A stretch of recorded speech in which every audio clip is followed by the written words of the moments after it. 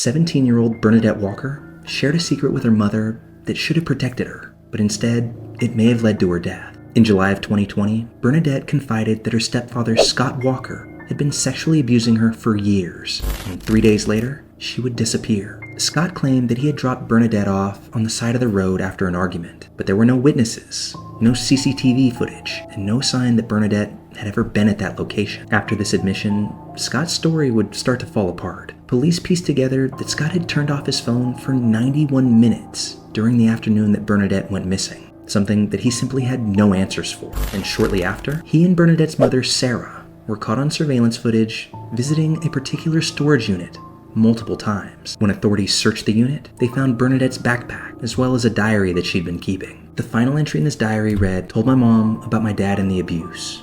She called me a liar and threatened to kill me if I told the police." In the days after her disappearance, random text messages would be sent from Bernadette's phone to family, friends, and even her mother. But digital forensics would prove that these text messages weren't sent from Bernadette. They were in fact sent from Sarah, pretending to be her daughter in order to buy time and elude suspicion. In March of 2021, Scott Walker was found guilty of murder and sentenced to life in prison. And for her part in covering up the crime, Sarah received 6 years herself. But in February of 2024, less than 3 years into his sentence, Scott Walker died behind bars without ever telling authorities where they could find Bernadette's body. And to this day, she's yet to be found.